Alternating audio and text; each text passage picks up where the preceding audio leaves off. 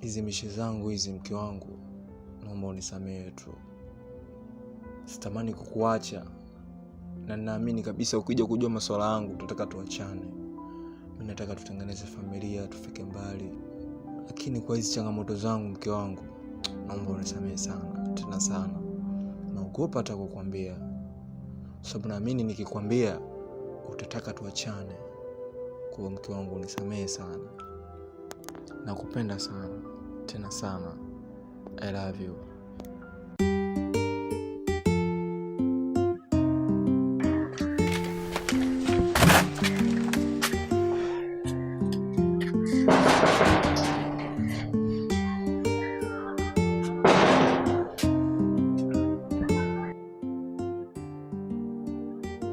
Samba saizi. Nimeona nikuletee mapema, mimi mkokoteni wangu umeharibika. Nilikwambia utanileta maji jioni. Sasa hivi ni mchana. Kama nilivyokuambia sister kwamba mkokoteni wangu umeharibika, kwa hiyo nikaona nikuletee tu mapema madumu ya maji. Sasa nimekuelewa. Tatizo.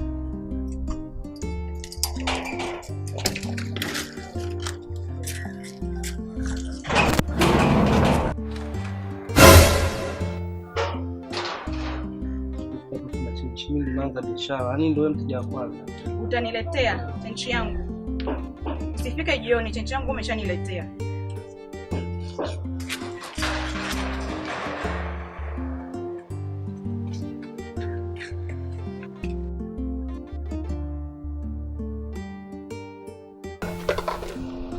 Hey, babe. Sasa wapi mume wangu? Kuna bosi amwaye mmoja sasa mtageuka sasa. Unajua leo Jumapili ndio ni relax na wewe leo unasemaje? Nimekumisi maji. Hata mimi pia napenda kufly lakini sasa imenibana. Na inanibidi tu niende. Alafu ni jambo la muhimu sana ndio kuongea na bosi. Umeongea kazi kwa sana hata weekend amna Jumamosi wala Jumapili. Kweli? Nimekwambiaje ni jambo la muhimu sana ndio kuongea na bosi. Kwa hiyo hata mimi mwenyewe nilikuwa nimechoka unajua. Kwa hiyo kuna vitu nataka nikaongea naye bosi. Ila next time nitarudi. Au si? Kuna bosi wako jamani ana weekend au kazi zako hizo hazina weekend. Kila siku yetu ni kazi. Hata una muda mzuri wa kuongea na mimi. Kama kuna kitu ambacho nataka nikwambie kitu cha msingi, patia basi muda. Mimi nimekumisi. Mwanamke, vitu vya msingi tushaongea vingi sana huko ndani. Umeelewa? Kuna bosi na moyo wa muhimu sana. Kwa hiyo utageuka. Baby, usiondoke mwanangu. Sasa mume wangu mimi jamani, sasa mimi unafikiri nitaishije sasa unavyoondoka kila wakati unipi muda? Mimi na bosi wako nani wa muhimu? Una bosi wangu. Bosi ni bora sema una samani. Zingatia. Babe.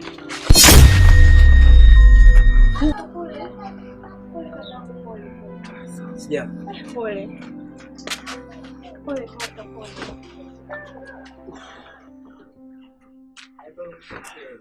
mami.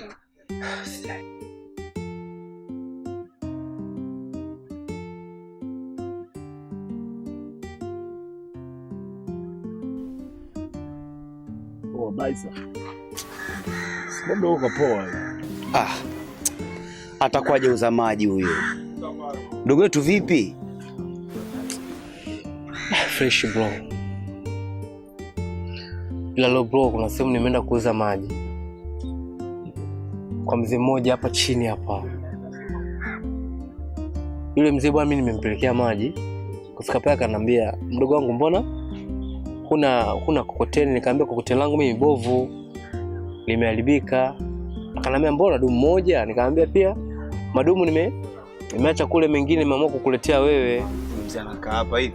Hapo ndani hapa. Huyo mzee mwenye magari hapa. Sasa kanambia basi poa njoo ndani, akaniita sebleni kwake rafiki yangu.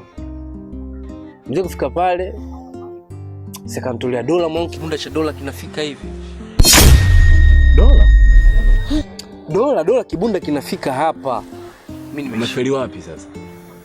Sasa nataka rafiki yangu mimi nimpige mjengo. Mimi nikakimbia. Sasa Mzee anataka basi kichwa. nakwambia mdogo wako kila siku huyo hapo.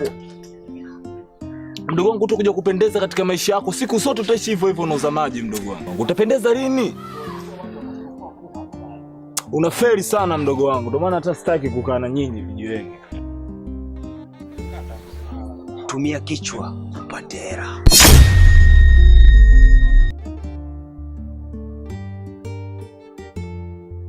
Shoga yangu, nimekuita huko, si unajua kule majirani majirani ya jirani, kwa hiyo so shoga yangu, mimi na matatizo. Matatizo gani? Mume wangu kitandani hajiwezi kabisa, yaani kamoja tu chali, hata sijui nifanyaje. Hilo tatizo sio kwako tu, hilo tatizo nadhani ni kwa wote. Mimi pia mume wangu ana tatizo hilo hilo. Ni cha muhimu ni kuvumilia. Tambuko katika ndoa, vumilia. Hata wewe? Yaani mwanaume akienda kimoja tu chali kamaliza. Kwa hiyo kwa upande wangu mimi, shoga yangu, usinifikirie vibaya. Sawa. Solution iko hivi. Nilichoamua mimi kama mimi. Shoga yangu na kibente. Kwa sababu nimewaza utafanyaje? Niambie. Ila kikubwa unatakiwa una heshima ndani ya ndoa. Mheshimu mume wako. Atakachokihitaji msikilize. Mkizi haja zake. Lakini sio umeanza kutoka nje tena ukaanza pambana. Mheshimu mume wako, mjali. Kwa hiyo mume wangu mimi, yani tukiwa tunaanza tena kama ni kupanda mlima Kitonga, mimi naanza mwanzo, yeye yuko juu kai kilele kisha fika Kitonga. Kashamaliza ni chali kisha habari. Kwa tunafanyaje? Unanishauri nini shoga yangu? Kama kufanya hivyo. Kwa mimi iko hivyo. Lakini shoga yangu,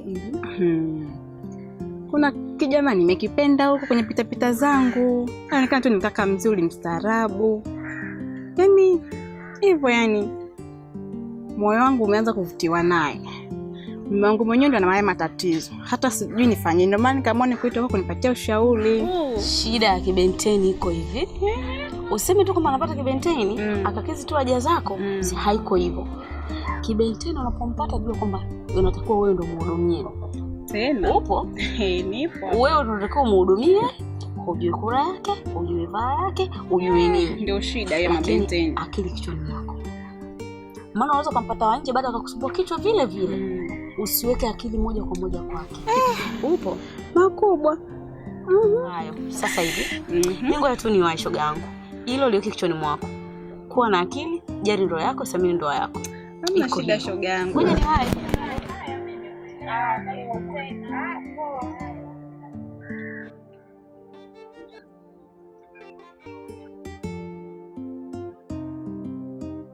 Juzi umenikwaza sana ndugu wangu. Sasa bro, sawa mimi nimekukwaza, lakini kwa upande wa pili ile kitu ni dhambi. Umefanya dhambi ngapi Fizo?